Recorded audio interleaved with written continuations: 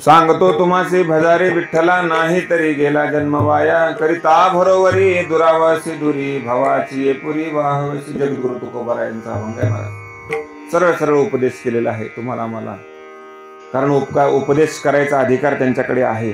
त्यांनी ती पात्रता त्यांच्याजवळ आहे महाराज. केले उपकार सांगू मी काय, आणि बापन करी आईसी माय. आई वडिलांनी सुद्धा या जीवावर जेवढे उपकार केले नाहीत तेवढे साधू संत महात्म्यांनी उपकार आपल्यावर केलेले आहेत, म्हणून त्यांना सांगायचा अधिकार आहे. ज्याला आपल्या हिताची तळमळ असते त्याच्याकडून त्यानं सांगितलेलं आपण ऐकत जावं, आपलं सुद्धा हित होतं. लक्षात घ्या मायबापांनो, आपल्या हिताची तळमळ ज्यांच्या अंतकरणामध्ये आहे. आणि असे फक्त तीनच लोक आहेत महाराज, एक आई वडील, दुसरे संत आणि तिसरा भगवंत. हे तिघच आहेत महाराज. या तिघाशिवाय दुसरं कोणीही आपल्या हिताचा विचार करत नाही. आता बकळ वाटते माझी बायको फक्त माझंच चांगलं व्हावं म्हणून सांगायला काय की सासू असं करते, तुमचा भाऊ असं करतो, ते तुमच्या भावाची बायको अशी वागते, ते तसं करतात, हे असं करतात. आता आपल्याला वाटतंय आपल्या चांगल्या हितासाठी सांगते काय की, पण आपल्या हितासाठी ह्या तिन्ही सोडून दुसरं कोणीच आपल्या हिताचं बोलत नाही. फक्त स्वार्थासाठी बाकी सगळे लोक बोलत असतात. जन हे सुखाचे आणि दिल्या घेतल्याचे, फक्त देण्या घेण्यावरून बोलतात. जर चांगलं दिलं, जववरी चाले धंदा तव बहीण म्हणे दादा दादा. कधीपर्यंत? जोपर्यंत धंदा चांगला आहे तोपर्यंत महाराज. असंच सगळेच आहेत आपल्या घरात जेवढे आहेत हे सगळे तसलेच आहेत महाराज. हे एका दिवशी आपल्याला यमाची हाती आणि बांधवणी या देते आणि भूषणेही घेते काढून या. महाराज तुम्हाला मला सगळ्याला खरं खरं सांगावर, सगळ्याला माहित नाही का हो, एकदा जर माणूस मेलं तर त्यांना हालत नाही, डुलत नाही, बोलत नाही, चालत नाही. माहिती आहे का? असं कुठं आपल्या गावात कोणतं मड पडलं होतं जे पुन्हा हल्लं डुललं बोललं उघडलं डोळे उघडून बघितलं, असं कोणाच झालंय आतापर्यंत? झालं नाही ना. मग सगळं असंच असतं ना सगळीकडे. आमच्या इकडे बी तसंच आहे, आपल्याकडे बी तसंच आहे, आजू पलीकडे तिकडे आपल्या सोयऱ्या धायऱ्यामध्ये बी तसंच असेल की. आपण कवा तर कोणाच्या तर मौतला गेलंच असेल की. तसंच असते ना सगळीकडे. नाही ना बोलत कोणी, उठून डोळे उघडून बघत नाही ना. पण जरी कोर्ता महाराज त्याचं मड ठेवलेलं राहते तिथं अंगणामध्ये, त्याला टेकून बसू दे की त्याच्या गालाला हात लावून त्याच्या हनवटीला हात लावून, एकदा तर डोळे उघडून बघ कसं गुलू गुलू गुलू गुलू बोलत होत, आता का म्हणून बोलणं झाले. एकदा तर बोल की माझ्यासाठी तर बोल की, आता मी कोणाला बोलू. गावात म्हणायचे का झालं माहित आहे ना आपल्याला, तरी सुद्धा महाराज आपला प्रयत्न चालूच राहतो त्याला. एकदा तर डोळे उघडून बघ की कोणतर आलंय बघ तर. आता काय महाराज, गेल्यावर काय करणार आहे आपण? आपल्याला माहित असते.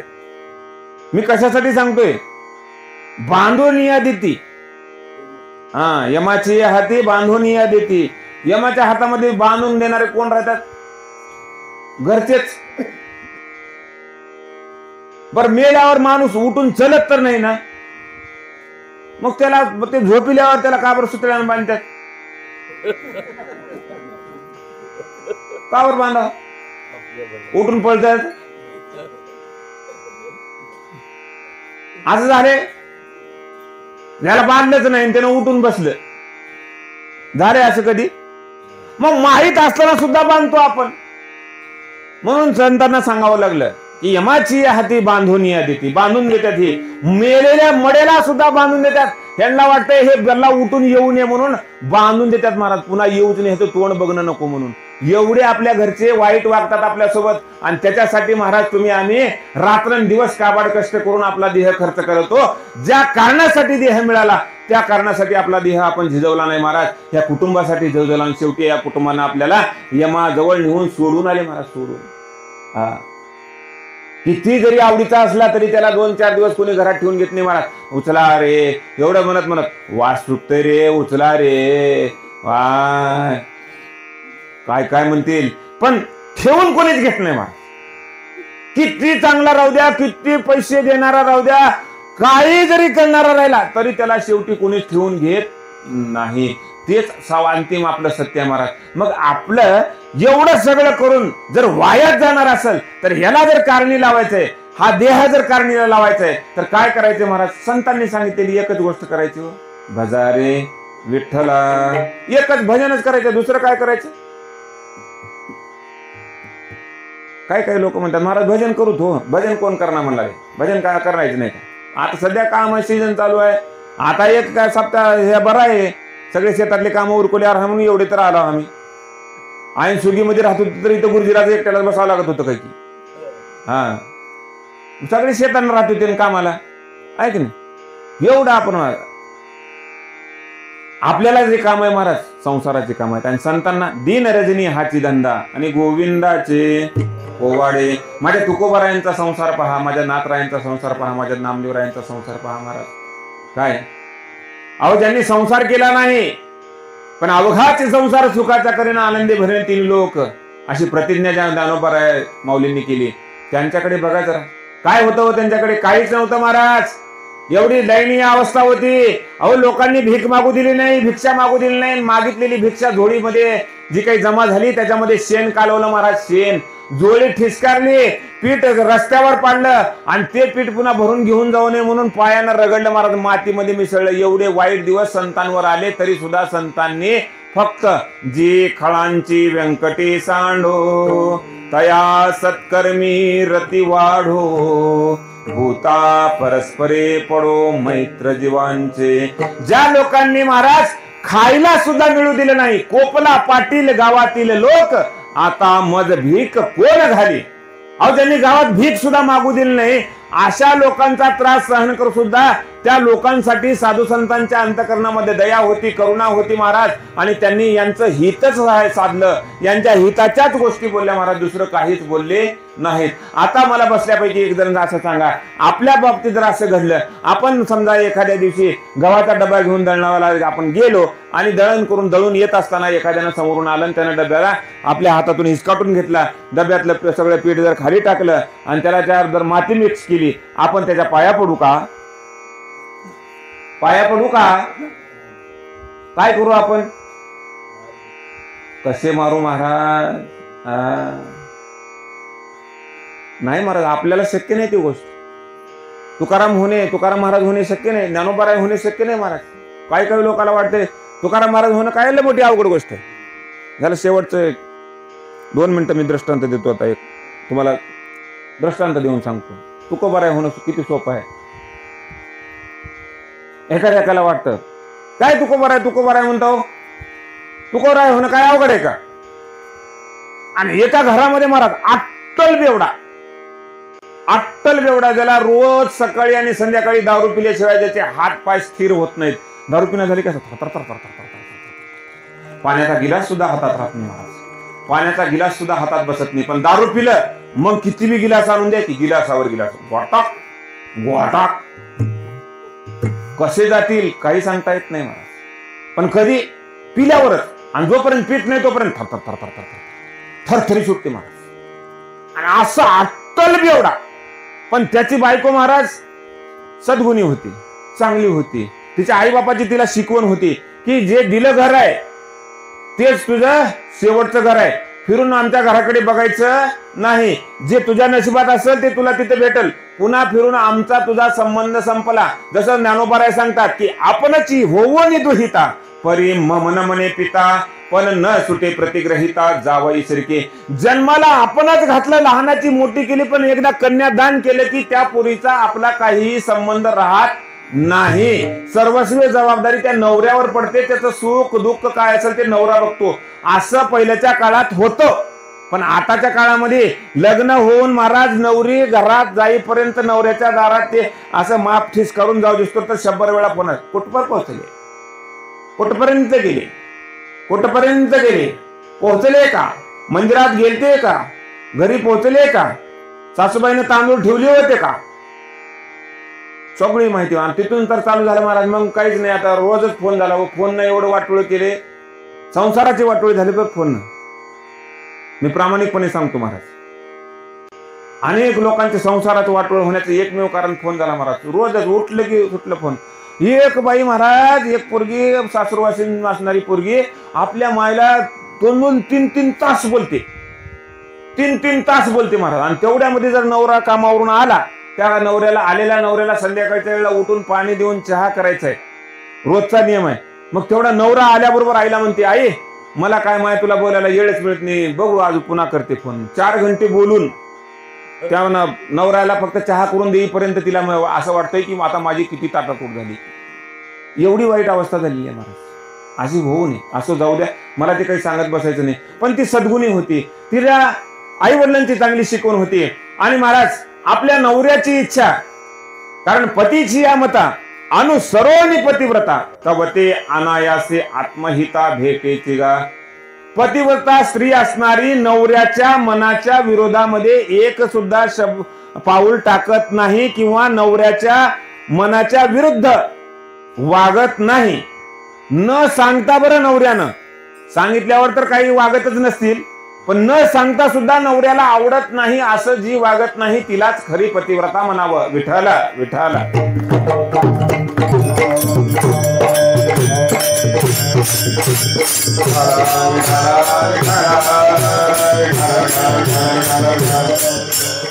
म्हणजे सांगायचं तात्पर्य कळालं का तुम्हाला?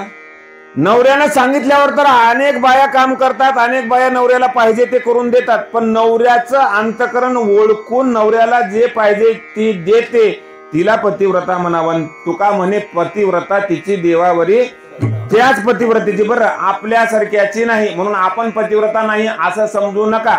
मी फक्त तुम्हाला जे सांगितलं जाते, जे ज्ञानोबरायांनी सांगितलेलं आहे ते मी तुम्हाला सांगितलं, माझ्या पदरचं नाही. आपण सगळे संसारिकच आहोत.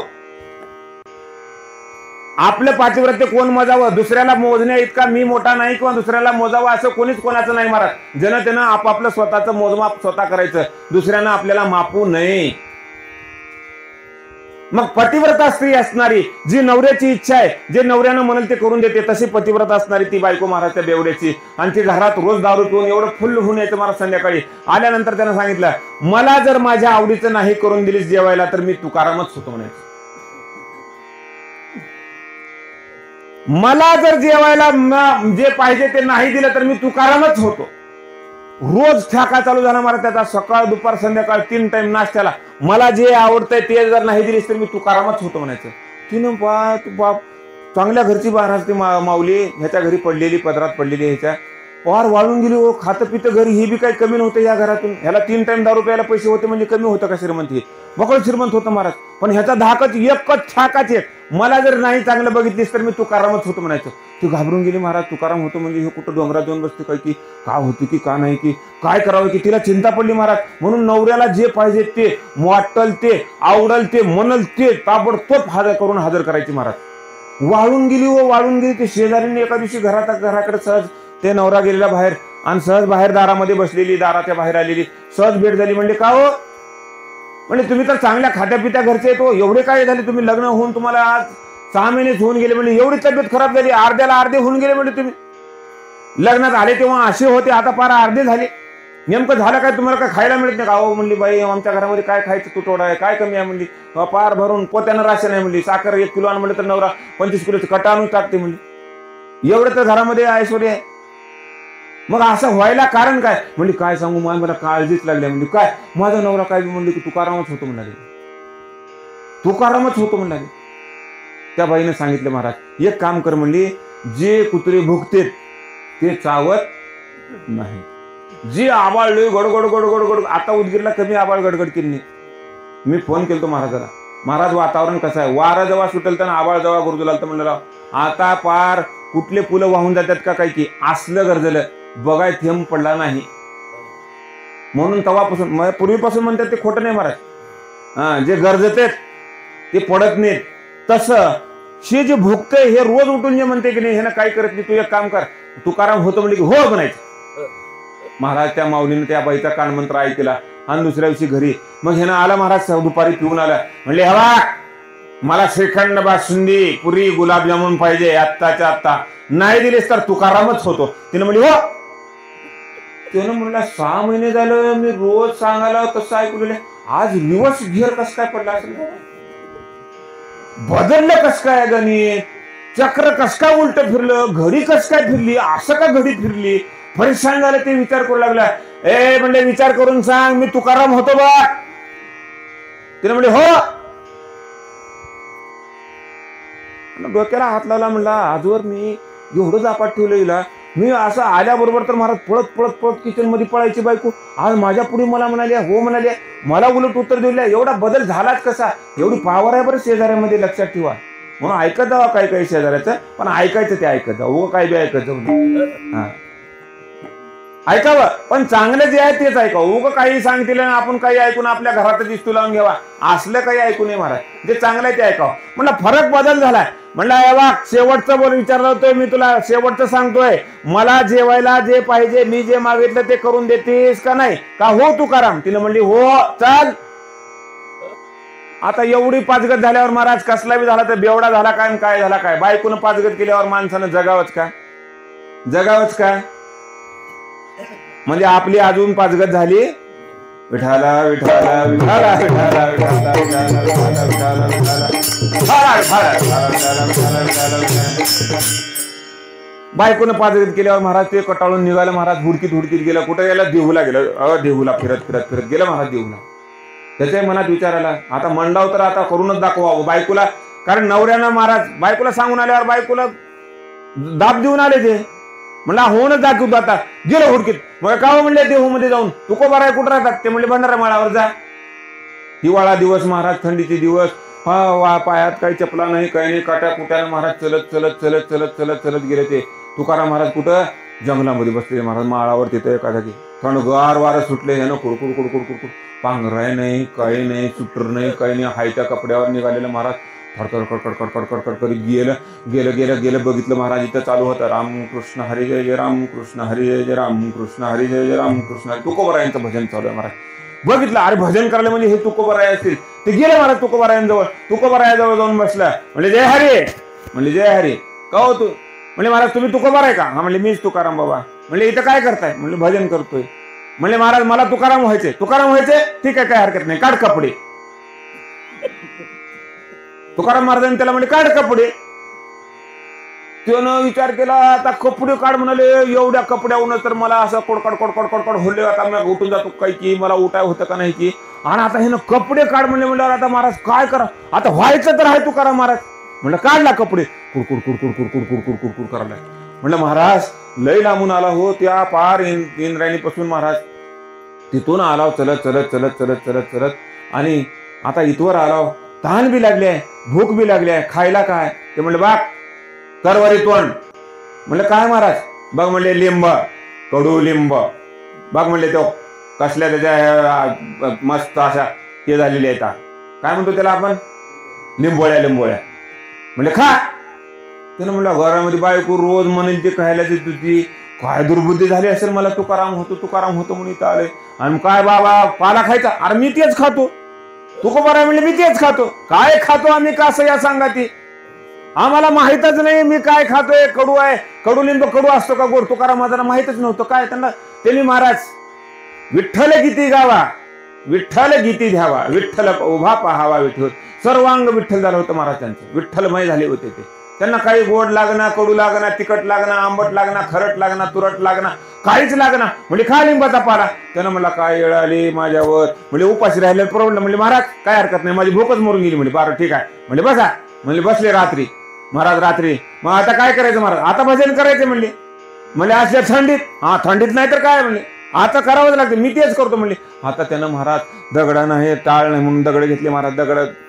दगडाचे टाळ घेतले. असं वाजवाय गेले. ह्याचा दगडा उचल बी ना बाजूला बी होईना. इथले येतात. त्याच्या हात महाराज थंडीनं काकडून गेलं ते.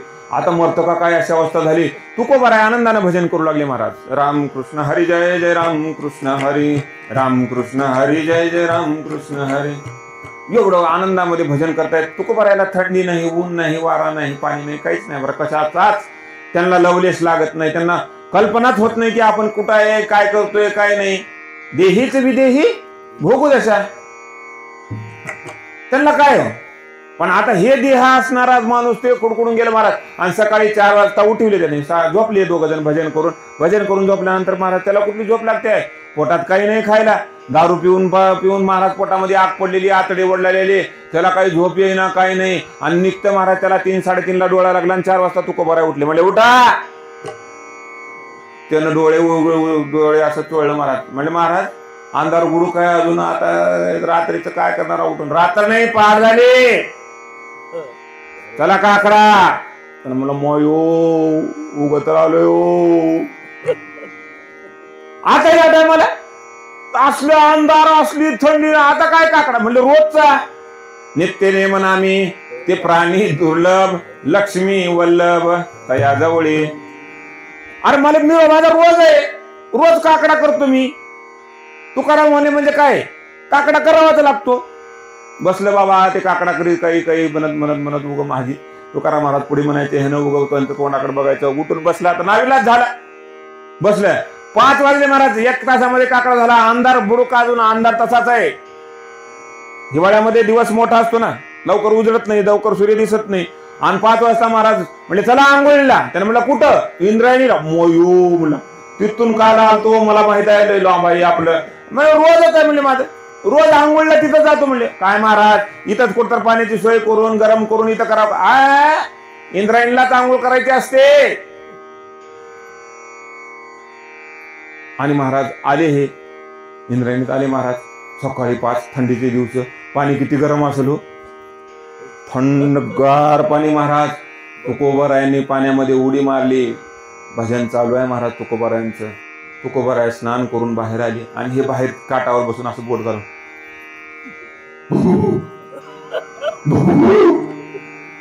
बाहेरूनच बोटच बुडून हैराण आहे. तुकाराम महाराज आंघोळ करून आले बी बाहेर. म्हणजे चला करा आंघोळ. म्हणजे महाराज झाली माझी आंघोळ. म्हणजे काय हो असलं थंडगार पाण्यात आणि एवढ्या थंडीमध्ये आणि कशाला तर आला असेल मी. काय गरज नाही महाराज मला तुकाराम बिकाराम काय व्हायचं नाही. माझी बायको बली तिच्या पाया पडतो जाऊन, तिला माय म्हणतो, पण तिच्या जवळ राहतो. नको रे बाबा मला काही तुकाराम व्हायचं नाही. म्हणलं त्यांना विठाला विठाला विठाला विठाला विठाला विठाला विठाला विठाला. सांगायचं तात्पर्य एवढंच आहे महाराज, तुकाराम महाराज तुकाराम महाराज तुकाराम महाराज तडाक्काच चालू आहे आपल्या सगळ्याचा. पण काय तुकाराम महाराज होते आणि तुकाराम महाराज होण्यासाठी काय करावं लागतंय ह्याची एक कल्पना करा तुम्ही. उगा नाही. उपदेश करणारे जगद्गुरु तुकोबाराय आहेत, अभंग उपदेशपर आहे. जगद्गुरु तुकोबारायांनी तुम्हाला आम्हाला उपदेश केला म्हणून तुम्हाला आम्हाला अधिकार नाही की आम्ही सगळ्याला उपदेश करावं.